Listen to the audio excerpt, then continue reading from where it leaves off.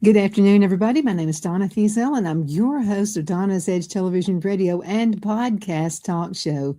Thank you so much for watching every day, Monday through Friday, beginning at 2 p.m. on the Eastern Time Zone, as I get to ride home with you in the afternoon. It's always so much fun. I want to talk to you today about the healing power of emotional support animals. And I'm just going to tell you, I've had an animal in my life all of my life. Not a great way to grow up. But anyway, the emotional animals I've always had have just always been right on time, right on spot. And so Phil and I just lost, this is a show that's very, very heartening to me. Phil and I just lost our buddy of 12 years. And so I'm just thinking about that. I'm really missing the emotional support from him. You know, a lot of people just think about an animal as just some creature on earth, and that's not true at all. So let's talk about that for just a few minutes. But before we get started, let's talk about the different ways you can find Donna's Edge Radio, Television, and Podcast Show. You can find us on channel 182, and that's on Charter Communications, also known as Spectrum. This is in the Huntsville, Alabama area. Abundant Television, found on Roku, Apple TV, and Amazon Fire. And don't forget the podcast on thenewscasters.com. Through social media, you can find us all over the place. Facebook.com/DFeasel. Many other ways you can find us as well. But again, thank you so much for watching, and continue sending email. They really do hit my heart. Donna@donnasedge.com, Donna@donnasedge.com. Now, this show right here really does come straight from the heart. So many people are quietly carrying emotional burdens. They're caregiving stress, grief, loneliness, anxiety, family struggles, exhaustion, and loss. And sometimes the world sees us functioning, but doesn't see how tired truly are inside. And for many people, emotional support comes from a place that others may not fully understand. And that can be a beloved dog, cat, horse, or companion animal. You know, I've heard that Shepherd's Cove out of Albertville, Alabama, has talked about emotional support through horses for children who have lost someone in their life. And I just tell you, an animal has just always been big to me. These animals are more than pets. They become family, their comfort, routine, safety, companionship, and sometimes they just become the emotional support we never receive from people. Today we're talking about the healing power of emotional support animals and how they help people emotionally and mentally, and why losing them can feel just as painful as losing a human family member. And if you've ever loved an animal who helped carry you through difficult seasons of life, this show is for you today. Let's talk about why emotional support animals matter, and they definitely matter. You know, they're a big part of us. I think of this in a lot of ways, and Phil and I discussed it also over the weekends. We took Buddy to the pet hospital and did not know he was as sick as he was. And it was a terminal illness, and he passed away that night. But we both talked about that, how God actually created animals before he created us human beings. There has to be a significance to that. So let's go ahead and talk about this. What emotional support animals really are. Okay, they are the difference really between pets, emotional support animals. Hereby, they're called therapy animals. They're also called service animals. You know, a lot of folks who have been in the military have service animals. Folks who have emotional issues have service animals, and they're all really important. Now, let's talk a few minutes about how animals help people. And now this is for sure. They definitely will lower your stress levels. Absolutely, they do. They reduce loneliness. If you've had a spouse pass away, emotional support animals are just the way to go. Provide routine comfort, relief. They also help caregivers emotionally, help with anxiety and depression. Sometimes animals just quietly set beside us during the hardest chapters of life, without asking for anything in return. It doesn't matter to your dog. I was talking with one of my friends one time, and she has 3 big dogs. I mean, they are huge. And she said, you know what? When I wake up in the morning, my dogs don't care whether I put makeup on. They could care less. They care less if I dress up. They just want to love and support me. It's so true. I mean, Buddy was definitely that supporter. Let's talk about caregivers and emotional exhaustion. Okay, so Phil and I are caregivers for my mother. And, it can be trying at times, especially when you don't get a lot of support from your family members. And what can happen a lot of times is caregiver burnout. I know you've heard about that. Some people get burnout on jobs. People get burnout on, their, support from like their family members. But it's also caregivers. So let's talk about the emotional isolation. Now, and this is like sometimes when you feel like you're unseen by your family members, why animals often become emotional anchors. And that's I can think of even better words than that. Anchors, their support for you and whatever your thoughts are. How pets create emotional stability in difficult homes. We've talked about that before. Powerful discussion point is this: many caregivers are strong for everyone else while quietly falling apart emotionally themselves. Now let's talk about how pets can change the lives of people who are caregivers. So animals that helped after loss or divorce as well, companion animals during illness or loneliness, and those are ways that animals can take care of you too. I remember a long time ago, my mother-in-law and father-in-law, they had an issue in their life, and this was from my first marriage.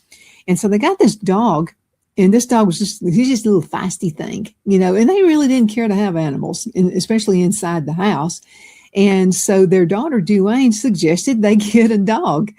And somebody just gave it to them. And this was like the cutest, they called it Princess, this little Princess, the dog. I never saw 2 elderly people come more alive in my life than they did when they got Princess. And again, she's just a feisty little thing, and they were always particular about their house. They didn't want it, to be dirty, and they didn't want anything messed up. Of course, they let Brad be a crazy little boy, but they were just real particular about things. They would actually laugh about things Princess would do. And that's what people need in their lives now. They need laughter. People need more fun things to do. Okay, let's talk about Buddy just for a minute. And this is the gentle talking points I want to tell you about. Okay, with Buddy in our lives, we had Buddy's loyalty. I mean, he was those big old brown eyes would look up at you. It didn't matter what you fed him. Of course, we always fed him, food that he liked.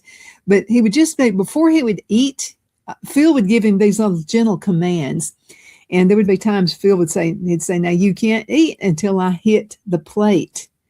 Or he would say, back. He would tell Buddy, back. Well, Buddy would listen. And he actually went and he would look back, and listen to Phil. And then Phil would go ahead and put his food in the plate. And then Phil would say, okay. And then there he'd go. He'd start eating. But Buddy had a loyalty to everybody around. He was a supporter of Phil and me. He would feel like something would go bad. I think he felt that as well. I don't know how to, and Greenlee is the same way. Greenlee is our cat. It's like they have this emotional thing to them. They know when their supporters, they know when their owners are in a really rough day. So we had his comfort during stressful years and during daily routines. The emotional silence after losing him was just about unbearable. So I wanted to tell you about this. So Phil and I planted 6 elderberry trees. And so Buddy passed away on Sunday. And then Monday morning, we were walking the gardens. I'm an avid gardener. I love growing things. I love seeing life. And so there was this one elderberry. It just looked dead. I mean, it was just, I finally just cut it off, but I kept it in the ground. I didn't do anything to the roots because I was always thinking, well, you never know, things like something could sprout up. Who knows? Well, it looked dead, but I went on ahead and put a stick by it just in case anything ever happened. Well, this has been going on for weeks. The other elderberry is pretty and they're growing, they're green, the leaves look vibrant. You can tell that they were just full of life, except for this one. Well, the morning after, This is Monday morning. It was on Memorial Day, by the way. And so we were walking, looking at the gardens, and I started screaming. And I said, Phil, you've got to come here and look at this elderberry, the one we thought was dead. Look. And it has little leaves on it. I mean, we thought it was dead, and it's been looking like this for months. So there's tiny little leaves on it. So we're calling it Buddy's Elderberry Memorial Tree. And that's going to be a tribute. It's like we're seeing a life after Buddy. We're seeing a life on a tree. I know it sounds all crazy and stuff. And you can believe as you want to believe. But I do feel like God's giving us that. He's giving us that elderberry tree that we thought was dead, and now it's alive. So let's talk about how sometimes a dog becomes the steady one source of unconditional love in a difficult season of life. So sometimes there's family pain. Sometimes there's emotional truth that only you know about. And so there's been some problems in our family. Parents got a divorce when I was 25 years old. There were some emotional things that happened during that. And without getting into total details, it was a pretty rough time. And I was 25. Brad was probably about 4 years old at that time. And we had a dog then. And his name, actually, I grew up with this dog. And his name was Ringo, named after Ringo Starr of the Beatles. And he was a full German Shepherd. And this dog was so supportive. He was like the protector of the family. If he even thought somebody was going to hurt us, this dog would just go absolutely insane crazy. But he was so gentle with us. But he was our emotional truth. He was something that we could depend on. He was something as a kid, the three of us could depend on him. And he was just a sweet boy. So almost the same thing happened to him. I was about 22 years old when Ringo passed away. And so Dad called and he said, you need to get down here. I had married. And so he said, you and Brad need to come down here. He said, I think that Ringo's about to pass away. So we get down there. The veterinarian was there. He was somebody who went to church with us. And the deciding factor was me. And you know me, I wanted to keep him around as long as possible, just like I did with Buddy. And so, but he was getting older. I think he was 10 years old. Buddy was 12. So I saw a lot of resemblance between Buddy and with Ringo at the end of their lives. And so the veterinarian looked at me and he said, now, Donna, this dog is in a lot of pain and we need to let him die peacefully. He said, he doesn't have a good life right now. And it's exactly what we had asked about Buddy before he passed away. And so it was like I had to make the decision. I was the final. Everybody else was agreeing with it, but I was the one that was kind of like, no, just one more day, what's one more day? And so my question was the same as I asked when the veterinarian with Buddy. And I said, well, how do you do it? I mean, is it something that he's going to feel? And he said, no, it's just going to be a shot and he's not going to feel it. And believe me, he's going to be healed because he's not going to be in pain anymore. And so I agreed to it. And it's the same emotions because this dog was an emotional support dog. You know, when you have a family that's just not quite right and not in church like they are at home, it's just, you know, it can be tiring on the family, especially the kids. And that's why I keep telling you guys, please try to get along with each other. If you can't get along with each other, don't have nasty divorces because it just, you know, it's hard on your kids. But if you're going to do that, make sure your kids have a good emotional dog or a good emotional pet. Do that. But I want to resonate with you today because I'm just telling you, you get the right animal in your life, it can be everything, absolutely everything. So let's talk a little bit now about the science behind annual companionships. So there's this bonding hormone that actually comes with animals. It's just a bond. I don't know how you get it. So one of my friends, before Buddy came into our lives, we had moved from Charlotte to Alabama to take care of Mother. And I didn't want to move and Phil didn't either. We had all of our friends. And I still have my friends in Charlotte, North Carolina, but we just didn't want to, but we had to. And then some things happened throughout the life of living with Mother. She made some unwise decisions, but the thing about it is we needed something. So this friend of mine called and we were not looking for a dog because I always said there's no dog ever going to be better than Ringo was. No dog would ever match that one. So my friend called me and she said, I've got 2 puppies and I want you to think about taking one of these puppies. And I said, I can't do that. I said, we've got too much going on right now. And she said, just think about it. And then I got thinking about it, and I thought, well, we had Ringo, and Ringo helped get us through some really rough patches during my teenage years and all those years of parents not getting along with each other and those things. And I thought, maybe we need that. Well, I had to sell it to Phil. That had to be sold to him. And because we'd been living in town and we hadn't been living out in the open in the country. And so it was a new thing for us. And then I met Buddy, and I'm just telling you, it was love at first sight. And then my friend said, well, you going to take him or not? And I said, no, I can't do this without talking to Phil first. So I called Phil on the phone. And so we talked about it on the phone. And we met at Piggly Wiggly in Albertville. I'll never forget that day.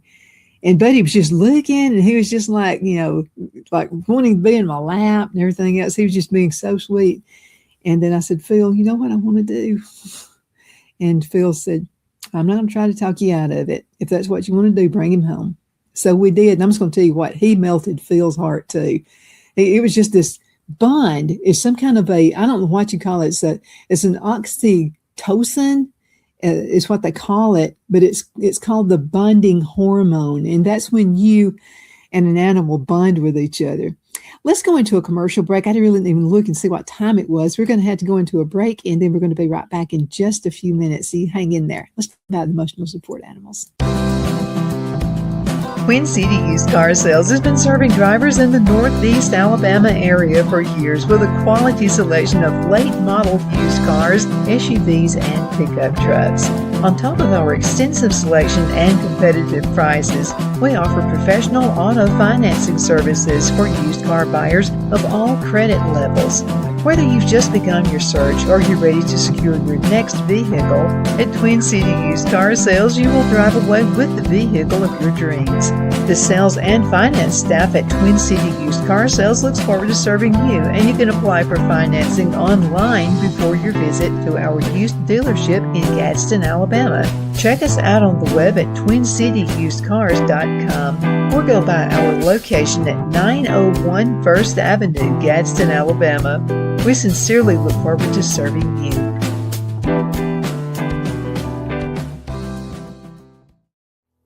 Finding the right home isn't just about bedrooms and square footage. It's about comfort, security, and the feeling you get the moment you walk through the door. That's why so many families across Greenwood and the Lakelands area trust Jenny Ferguson with Keller Williams. And I'll tell you from personal experience, Jenny was my realtor, and she truly cares about her clients. Jenny takes the time to listen, to understand what matters most, and to guide you every step of the way, whether you're buying your first home, upgrading, or ready to sell. Because this isn't just a transaction, it's your life. With local knowledge, personal care, and a commitment to getting it right, Jenny Ferguson makes the process simple and even enjoyable. So if you're thinking about buying or selling, now's the time to make your move. Call Jenny Ferguson with Keller Williams in Greenwood today and take the next step toward a place you'll truly love coming home to. Shine your style at Kiss My Glass right here in the Anderson Mall. There's a place where style meets sparkle. At Kiss My Glass, every piece is handcrafted, custom designed, and made to shine just like you. Owner Beth Gibson brings creativity to life with stunning custom tumblers, gifts, and one-of-a-kind pieces you won't find anywhere else. Look for the perfect gift or something uniquely you, from bold and glamorous to simple and elegant. There's something for every style, so stop by, get inspired, and leave with something unforgettable. Kiss My Glass inside the Anderson Mall, Anderson, South Carolina, where your sparkle begins. Be sure to check out Kiss My Glass on Facebook for updates and specials and gift ideas.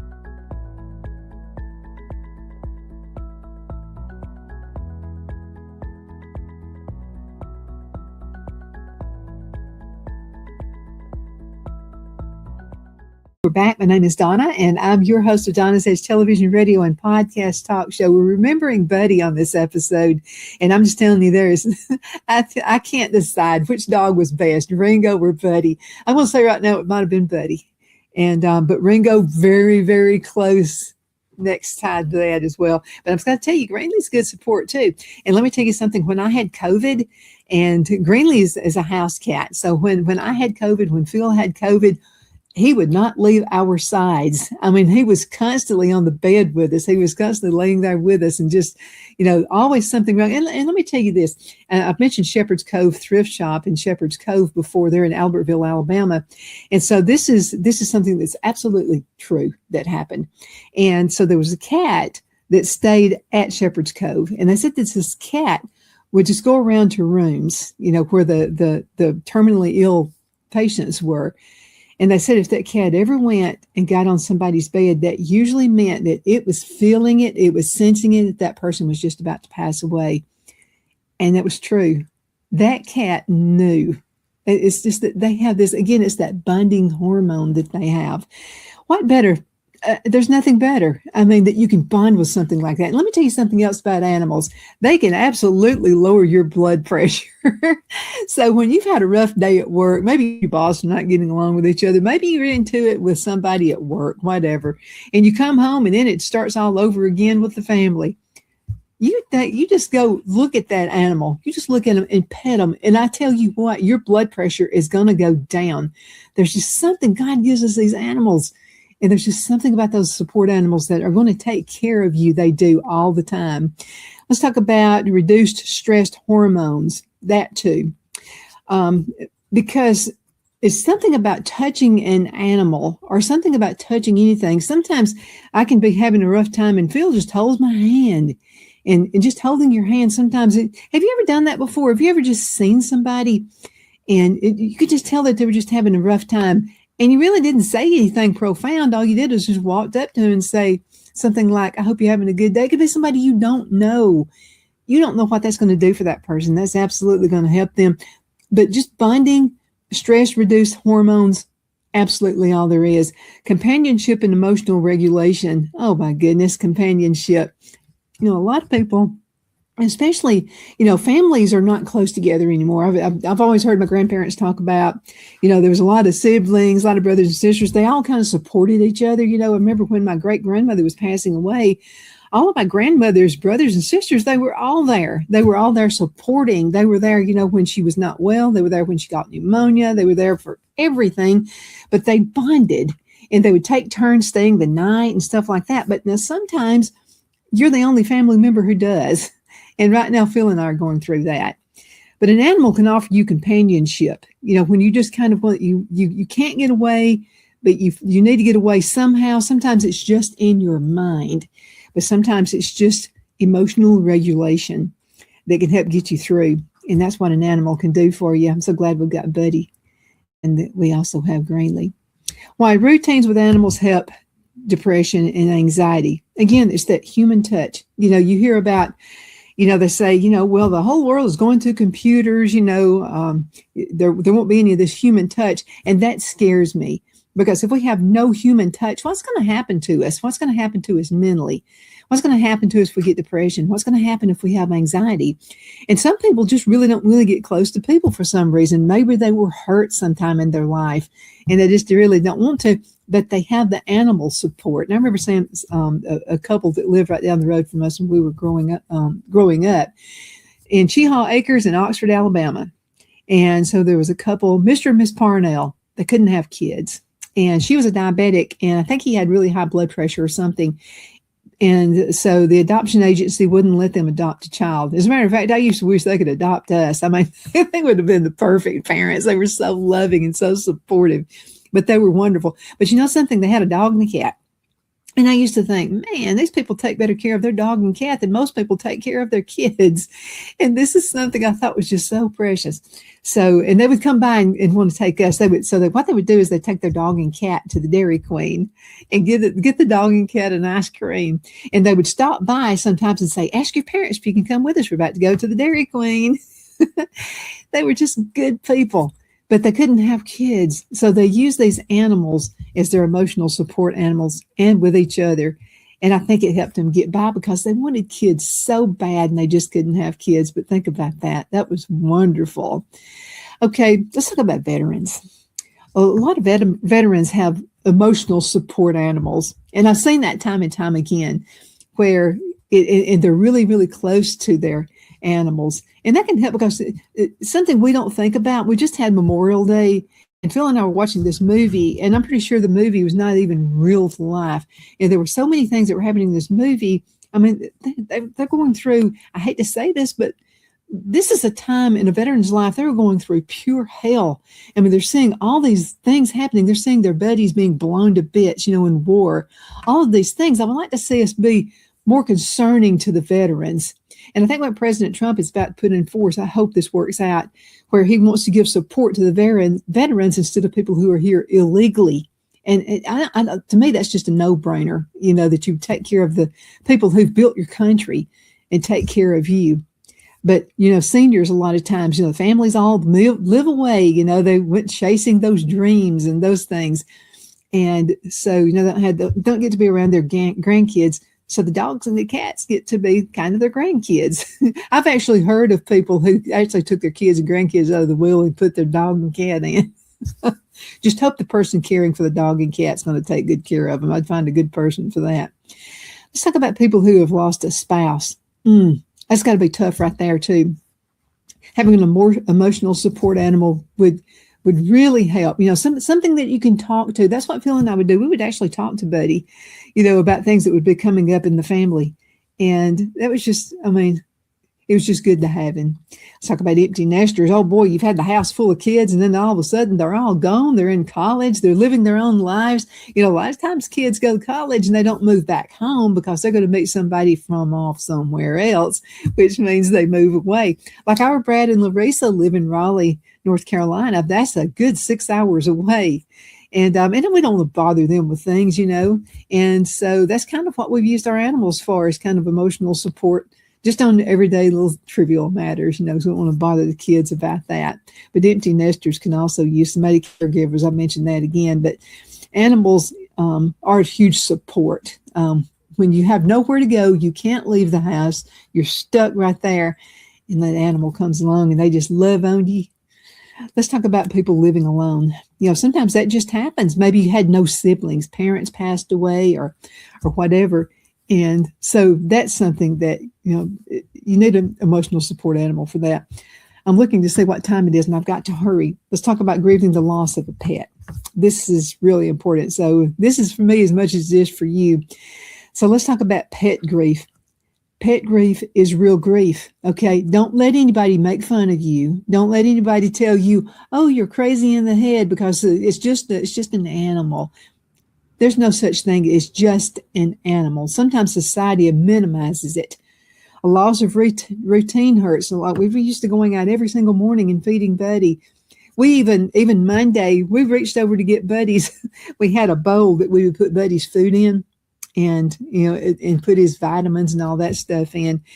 And I found myself going over there, just a routine of going to get that little bowl that put his food in and then to go feed him. So, that kind of hurts. So loss of routine hurts. I know it does. Silence in the home afterward. That's really tough. Let's talk about memorial ideas, things you can do. So Phil and I, again, the tree that's coming to life, the elderberry tree, that's going to be Buddy's tree. Okay, so every time we see this elderberry, we remember it came back to life the day after Buddy passed away. You can get a tree and donate it. Sometimes a town or a city will let you do that. Photo albums are awesome. Memory gardens. So Buddy liked to hang out. We had this out in the garden is this little area, and it has a top to it, and we had a shade cloth over it. And he just liked hanging out there. It was kind of a cool place with a shade cloth and that kind of thing. Something you can send donations to an animal shelter. That would help too. Some people frame collars of their animals. You can plant flowers. Beautiful thoughts about all of that as well. The love we receive from animals leaves paw prints on the heart long after they're gone. And it really, really does. Thank you so much for walking through this little heartfelt journey with me and Phil. It's been kind of tough on us losing Buddy, but I know a lot of you have lost animals too because you've sent me emails about that. Just want to let you know that I feel for you. And if you're going through that right now, think about some of these things. And maybe, who knows, you might find yourself another support animal. I hope you have a wonderful rest of the afternoon. You take care, and we'll see you next time around. You take care.